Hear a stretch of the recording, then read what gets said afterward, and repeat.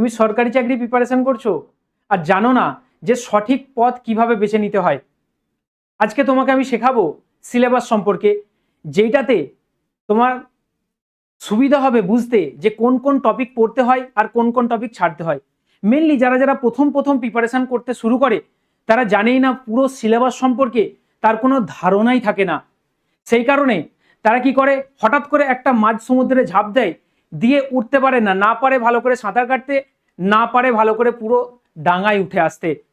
সেই কারণে আজকে তোমাকে পুরো ভিডিওটা দেখতে হবে এবং বুঝতে হবে কোন পথে আগালে তুমি খুব তাড়াতাড়ি সরকারি চাকরি ক্র্যাক করতে পারবে। আমি শেখ নিজাম হোসেন, তোমাদের মেন্টর।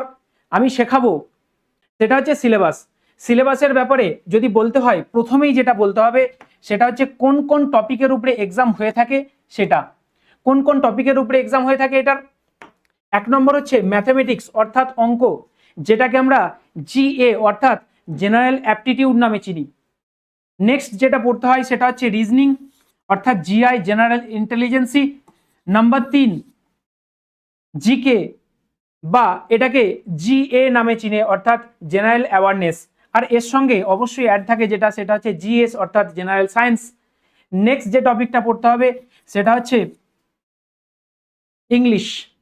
ইংলিশ না পড়লে তুমি কিন্তু কম্পিটিটিভ ফিল্ডে অনেকটাই পিছিয়ে যাবে। কিন্তু হ্যাঁ, সুযোগ রয়েছে কাদের জন্য, যারা এসএসসি জিডি প্রিপারেশন করছে তাদের জন্য। এসএসসি জিডি যারা প্রিপারেশন করছো তাদের জন্য সুযোগ রয়েছে, হিন্দির একটা সুযোগ। যারা ইংলিশটা বুঝতে একটু সমস্যা হয়, হিন্দিটা যদি তারা প্রিপারেশন করে তাহলে কিন্তু আগিয়ে যেতে পারে। বাকি অন্যান্য এক্সামের জন্য ইংলিশ ইজ মোর ইম্পর্টেন্ট। তবে হ্যাঁ, আরেকটা ছোট্ট বিষয় বলে রাখি, যেটা যারা যারা রেলের গ্রুপ ডি প্রিপারেশন করছে বা রেলের কিছু কিছু এক্সাম, যেটা এনটিপিসি গ্র্যাজুয়েশন হোক বা আন্ডার গ্র্যাজুয়েট হোক, সেক্ষেত্রে কিন্তু ইংলিশটা লাগে না। রেলের ক্ষেত্রে প্রিপারেশন করলে মেনলি লাগে না, আপাতত যেই সিলেবাসটা বলা আছে। জানি না নেক্সট টাইম আবার সিলেবাস চেঞ্জ হতে পারে, তখন কিন্তু তোমাকে প্রিপারেশন করতে হবে। এই ব্যাপারে যেই 4টে টপিক আমি তোমাদের সামনে বললাম, এই বিষয়ে কি কি চ্যাপ্টার পড়তে হয় সেই বিষয়টা একটু পুরোটা ডিটেলসটা দেখব। Next mathematics. ম্যাথামেটিক্সের 2টো টপিকের উপরে এক্সাম হয়ে থাকে। একটা হচ্ছে অ্যারিথমেটিক, যেটাকে আমরা পাটিগণিত নামে চিনি। পাটিগণিত ছোটবেলায় কিন্তু পড়েছি, ছোটবেলায় ইন দ্য সেন্স তোমরা কিন্তু 8 থেকে 10 পর্যন্ত কিন্তু এই চ্যাপ্টারগুলো সম্পর্কেই মোটামুটি পড়েছো। তবে তখন কিন্তু ডিটেলসে লিখতে হতো, এখন শুধুমাত্র তোমাকে কনসেপ্ট জানতে হবে, বিষয়টা বুঝবে আর শুধুমাত্র টিক মারবে বা গোল করবে। সেটা হচ্ছে এমসিকিউ অর্থাৎ মাল্টিপল চয়েস কোয়েশ্চেন থাকবে। তোমাকে শর্ট ট্রিক্স জানতে হবে, কনসেপ্টটাও তোমাকে মনে রাখতে হবে, বিষয়টা বুঝতে হবে, নাহলে কিন্তু পারবে না। যেই যেই টপিকগুলো কভার করতে হয় সেটা হচ্ছে লসাগু গসাগু, শতকরা অর্থাৎ percentage, profit and loss, simple interest, compound interest, ratio and proportion, age, partnership, average, time and work, pipe and cistern, time, speed and distance, boat and stream, train এবং মিক্সার অ্যালিগেশন বা যেটাকে আমরা মিশ্রণ নামে চিনি বাংলায়। আর একটা টপিক ম্যাথের হয়ে থাকে যেটা হচ্ছে অ্যাডভান্স।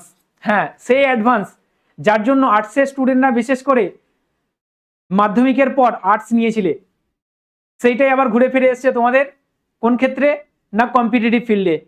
অ্যাডভান্স ম্যাথে যেগুলো হয় সেটার মধ্যে রয়েছে number system, algebra, simplification, surds and indices, যেটাকে সূচক এবং করণী নামে চিনি আমরা, মেনসুরেশন অর্থাৎ পরিমিতি। পরিমিতির 2টো ভাগ, একটা হচ্ছে 2D অর্থাৎ 2 ডাইমেনশনাল, আর একটা হচ্ছে 3D 3 ডাইমেনশনাল। পুরো ডিটেলস ভিডিও পরে আমি আপলোড করব তোমাদের যে কোনো সাবজেক্টের বিষয়ে। তোমাদের যদি প্রয়োজন থাকে অবশ্যই তোমরা কমেন্ট করে জানাবে। নেক্সট যেটা আছে সেটা হচ্ছে ট্রিগোনমেট্রি অর্থাৎ ত্রিকোণমিতি। হাইট অ্যান্ড ডিস্টেন্সটা ত্রিকোণমিতিরই একটা অংশ। তারপরে geometry, coordinate geometry, data interpretation. কিছু কিছু পরীক্ষা এখন আছে যেটাতে কিন্তু ডাটা ইন্টারপ্রিটেশন মোস্ট ইম্পর্টেন্ট, এখন কিন্তু পরীক্ষায় আসছে।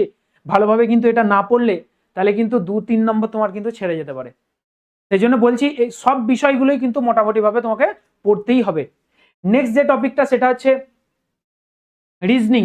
রিজনিং এর একটা টপিক, 3টে টপিক মেনলি আসে, তার মধ্যে ভার্বাল একটা, নন ভার্বাল এবং অ্যানালিটিক্যাল। অ্যানালিটিক্যাল আছে, তার সঙ্গে আছে নন ভার্বাল। টপিকগুলো একটু ভালো করে ডিটেলসে দেখি। যে ভার্বালের মধ্যে রয়েছে alphabet series, letter series, number series, word formation, pair formation, dictionary, coding decoding, missing number, analogy, classification, যেটাকে আমরা অড ওয়ান আউট নামে চিনি, অড ওয়ান আউট। সেটা কি? অড ওয়ান আউট হচ্ছে সেই জিনিসটা যে চারটে তোমাকে অপশন দেওয়া থাকবে, তার মধ্যে কোনটা বেস্ট অপরচুনিটি বা যেটা বেস্ট অপশন হবে সেটা তোমাকে চুজ করতে হবে, সেটা হচ্ছে অড ওয়ান আউটের মধ্যে পড়ে। তারপরে ডাইরেকশন বা দিক নির্ণয়, তারপরে mathematical operation, cube and dice, blood relation, logical Venn diagram, syllogism, calendar, clock, inequality, puzzle, counting figure, order and ranking, seating arrangement, data sufficiency, তারপরে যেটা আছে ইনপুট আউটপুট। এই সবগুলো টপিকই হচ্ছে ভার্বাল। ব্যাপারটা কি আমি একটু বলি, সবগুলো টপিক যেটা আমি বললাম এগুলো সবই লেখা আকারে থাকবে তোমার কাছে।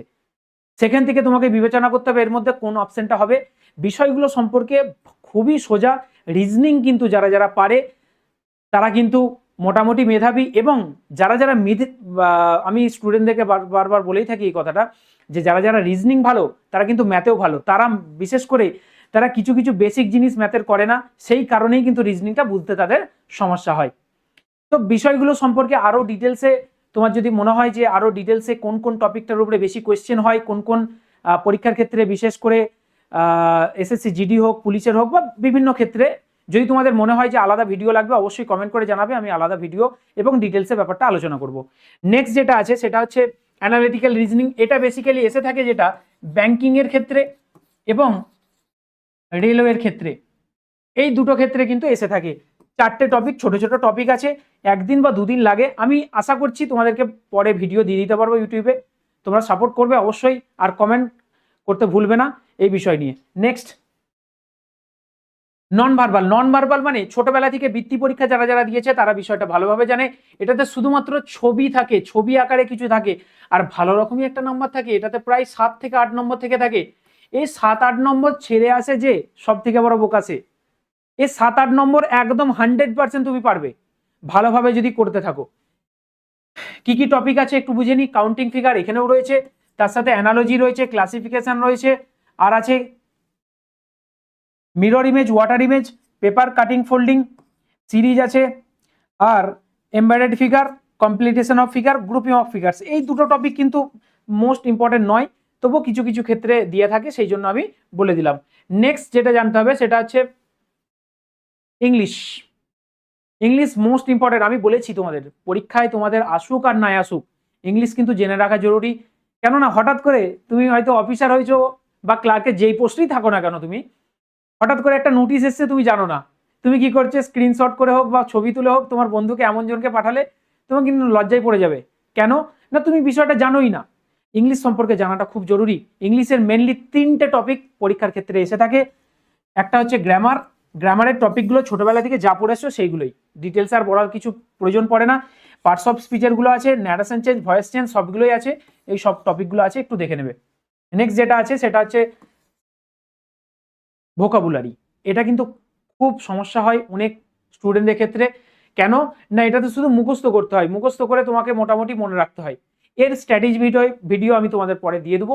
বিষয়গুলো আজকে দেখে নাও। সেটা হচ্ছে রুট ওয়ার্ডস থাকে, তার সঙ্গে ওয়ান ওয়ার্ড সাবস্টিটিউশন, তার সঙ্গে থাকে ইডিয়মস অ্যান্ড ফ্রেজেস, তার সঙ্গে থাকে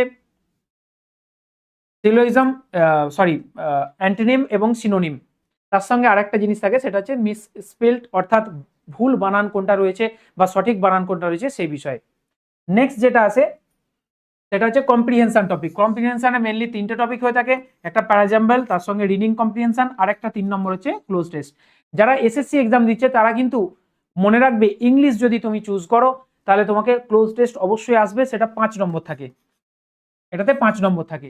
কি থাকে, আনসিন একটা প্যাসেজ দেওয়া থাকবে, তোমাকে 5টা কোয়েশ্চেন থাকবে, 5টা ড্যাশ থাকবে, তার বেসিসে 4টে অপশন দেবে, তার মধ্যে চুজ করতে হবে যে ওই ড্যাশটাতে কি সঠিক অপশনটা তোমার জন্য সুইটেবল হবে, সেটা তোমাকে চুজ করতে হয়। নেক্সট যেটা দেখতে হয় সেটা হচ্ছে জিকে। একদম মাঝ সমুদ্রে তুমি ঝাঁপ দিয়েছো, আর এটা বলা যায় একদম মাঝ সমুদ্রের সব থেকে বড় ইম্পর্টেন্ট জিনিস, সেটা হচ্ছে জিকে। ম্যাথ রিজনিং এর একটা ছোট্ট টপিক, যার মধ্যে কিন্তু কোয়েশ্চেন কিছু হার্ড হয়, কিছু আবার সোজাও হয়।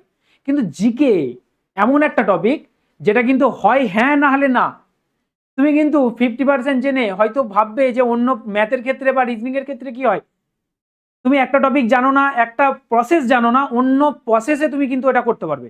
কিন্তু জিকের ক্ষেত্রে এটা সম্ভব নয়। জিকের ক্ষেত্রে হয় তুমি জানো, হয় ইয়েস অর নো। তাহলে তোমাকে জিকেটা কিন্তু ভালোভাবে পড়তে হবে। কোন কোন টপিক আছে জিকের ক্ষেত্রে সেটা দেখি। ইন্ডিয়ান হিস্ট্রি আছে, ইন্ডিয়ান হিস্ট্রির মধ্যে 3টে পার্ট, অ্যানসিয়েন্ট হিস্ট্রি, মিডিয়াভেল এবং মডার্ন হিস্ট্রি। জিওগ্রাফির মধ্যে 3টে পার্ট আছে, Indian geography, West Bengal geography এবং ওয়ার্ল্ড জিওগ্রাফি। তার সঙ্গে ইন্ডিয়ান পলিটি। পলিটি বলতে যেই জিনিসটা সেটা হচ্ছে কনস্টিটিউশন, অর্থাৎ ভারতের সংবিধান। ভারতের সংবিধান সম্পর্কেই পড়তে হয় ইন্ডিয়ান পলিটিতে। ইকোনমিক্স সম্পর্কে জানতে হবে, অর্থশাস্ত্র, বায়োলজি, ফিজিক্স, কেমিস্ট্রি, এটা কিন্তু অনেকজন যারা সায়েন্সে পড়েছে তারা জানো, আর যারা পড়োনি তারাও কিন্তু বিষয়টা সম্পর্কে জানো না, এটা হতেই পারে না। ফিজিক্যাল সায়েন্স বা লাইফ সায়েন্স সম্পর্কে তোমরা কিন্তু মাধ্যমিকে পড়েছো, এই বিষয়টাও পড়তে হয়। আর একটা ছোট্ট করে বলে রাখি, যারা রেলের গ্রুপ ডি এক্সাম দিচ্ছে, রেলের গ্রুপ ডি, তাদের জন্য কিন্তু এটা মোস্ট ইম্পর্টেন্ট। কেন না, এটাতে 25 নম্বর আলাদা একটা সেকশন থাকে, যেটা কিন্তু শুধুমাত্র সায়েন্সের জন্যই হয়ে থাকে। সেই কারণে এটা ভালোভাবে তোমাকে পড়তে হবে। স্ট্যাটিক জিকে পড়তে হবে, কারেন্ট অ্যাফেয়ার্স এবং কম্পিউটার। কম্পিউটার থেকে কোনো কোনো এক্সামে 2টো বা 1টা কোয়েশ্চেন থাকে, কোনো কোনো এক্সামে কিন্তু থাকে না। স্ট্যাটিক জিকে ব্যাপারটা ছোট্ট করে বলে রাখি, স্ট্যাটিক জিকে হচ্ছে এমন একটা জিনিস যেটা আমরা ভারতের অধিবাসী বিভিন্ন রাজ্যের আমাদের কালচার কিরকম সেটা কিন্তু এক্সপ্লেন করা হয়, যেটাতে সেটা হচ্ছে স্ট্যাটিক জিকে। স্ট্যাটিক জিকের মধ্যে আরো অনেক কিছু ডিটেলস আছে, যখন একটা ভিডিও আমি বলবো স্ট্যাটিক জিকে সম্পর্কে কোন কোন টপিক পড়তে হয় আর কোন কোন টপিকের উপরে বেশি বেশি এক্সামে পরীক্ষায় আসে, সেটা আমাদেরকে কিন্তু জানতে হবে।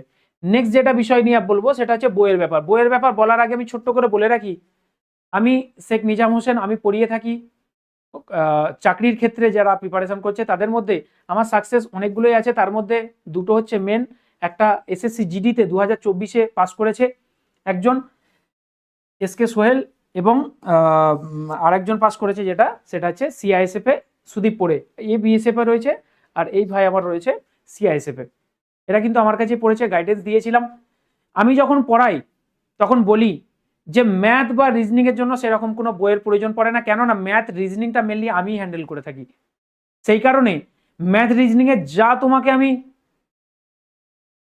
কোয়েশ্চেন দেবো, যেরকম পরীক্ষা নেবো, সেই বেসিসটা তোমার ফলো করলেই হবে, আর সেরকম কিছু প্রয়োজন পড়ে না। তবে হ্যাঁ, জিকের জন্য একটা বই আমি তোমাদেরকে বলবো, সেটা হচ্ছে 1 নম্বর যে তরুণ গোয়েল স্যারের একটা বই আছে, তরুণ গোয়েল স্যারের একটা বেঙ্গলি ভার্সন আছে জিকে, অনলি জিকে এবং বেঙ্গলি ভার্সন, এটা তোমরা কিনতে পারো। আর 2 নম্বর, যদি মনে হয় যে কেউ ডব্লিউবিসিএস ট্রাই করতে চাইছি, ইনিশিয়াল স্টেজে রয়েছি, ভালোভাবে শুরু করতে চাই, তারা কিন্তু একটা বই কিন্তু পড়তে পারো, সেটা হচ্ছে ডব্লিউবিসিএস ম্যানুয়াল। ডব্লিউবিসিএস ম্যানুয়াল, এটা হচ্ছে নিতিন সিংহানিয়া স্যারের লেখা।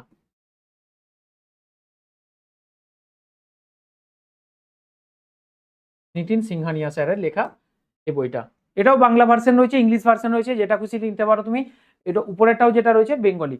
আমি কিন্তু সত্যি কথা বলতে বইয়ের কোনো প্রমোশন করিনি, তবে হ্যাঁ আমি তোমাদেরকে একটা জিনিস বলবো যে এই বইটা পড়ে আমার ভালো লেগেছে, সেই কারণে বলেছি। অনেক স্টুডেন্টরাও পড়েছে, আর সবাই সত্যি কথা বলতে যারা যারা প্রিপারেশন করে সবাই কিন্তু জানে যে এই বই দুটো ভালো বই, এবং এর বাদ দিয়ে যে অন্য বই খারাপ সেটা বলছি না, কিন্তু আমার যেটা ভালো লেগেছে আমি বললাম। নেক্সট আর কিছু আজকে ভিডিওটা বাড়াবো না, আজকে এই পর্যন্তই থাকছে তোমাদের।